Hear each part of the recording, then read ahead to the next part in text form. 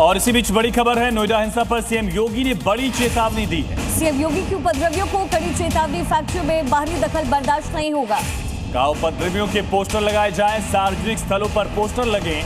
स्थिति बिगाड़ने वाले बहुत हैं, बनाने वाले बहुत कम। योगी आदित्यनाथ की तरफ से ये कड़ी फटकार लगाई गई है और चेतावनी दी गई है, जिन लोगों ने उपद्रव किया है उनके पोस्टर बाहर चस्पा किए जाएं। अब तक कुल 66 गिरफ्तारियां हो चुकी है। सीएम योगी आदित्यनाथ ने कड़ी वार्निंग दी है। कहा पोस्टर लगाइए, जिन्होंने उपद्रव किया, जिन्होंने तोड़फोड़ की, उनसे पोस्टर लगाकर वसूली की जाएगी और कोई ऑप्शन नहीं है, साफ कर दिया योगी आदित्यनाथ ने। तो दंगाइयों को वार्निंग दी है योगी आदित्यनाथ ने। इससे पहले हमने देखा पिछले 3 दिनों में जबरदस्त प्रदर्शन हुआ और पहला 2 दिन बेहद खतरनाक रूप अख्तियार करता हुआ नजर आया, जिसके बाद ये वार्निंग योगी आदित्यनाथ की। सीएम ने साफ कह दिया कि उपद्रवियों के पोस्टर लगाए जाएं, इनसे वसूली की जाएगी। जैसे सीए प्रोटेस्ट को लेकर यह पूरा कदम उठाया गया था।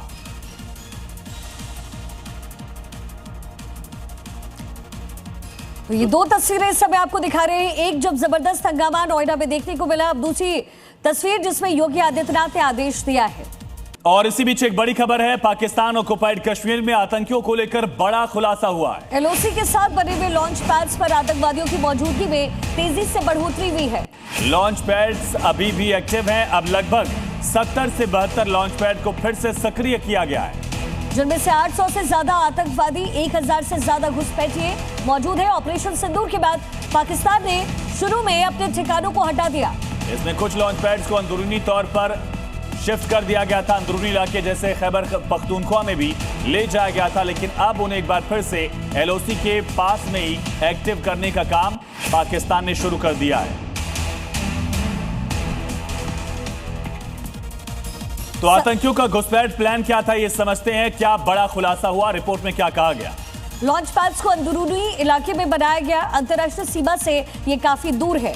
तालमेल बैठाकर घुसपैठ की प्लानिंग है, जिसके लिए 10 से 15 आतंकियों के ग्रुप को एक साथ घुसपैठ कराने का प्लान है। दिसंबर के बाद लॉन्च पैड बड़ी संख्या में बढ़े हैं और 100 आतंकियों की संख्या बढ़ करके 800 हो गई है। इसमें लश्कर और जैश के आतंकियों की घुसपैठ की कोशिश आने वाले दिनों में दिख सकती है। ये अलर्ट जारी किया गया है। और जैसा कि आप जानते हैं कि अब से कुछ ही दिन बाद जो ऑपरेशन सिंदूर है उसकी एनिवर्सरी भी है और ऑपरेशन सिंदूर अभी तक खत्म नहीं हुआ है। ऐसे में ये तैयारी पाकिस्तान की, लेकिन भारत की तैयारी पुख्ता नजर आती है।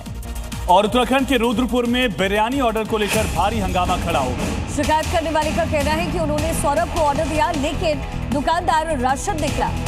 दुकान पर पहुंचकर नाराज लोगों ने जमकर हंगामा किया। मौके पर पुलिस पहुंची, लोगों को शांत करवाया गया और फिर दुकानदार को हिरासत में वहां से लिया गया है। ये तस्वीर आप देख रहे हैं, राशिद निकला, नाम बदलकर ऑर्डर लेने पर मारपीट का ये पूरा मामला।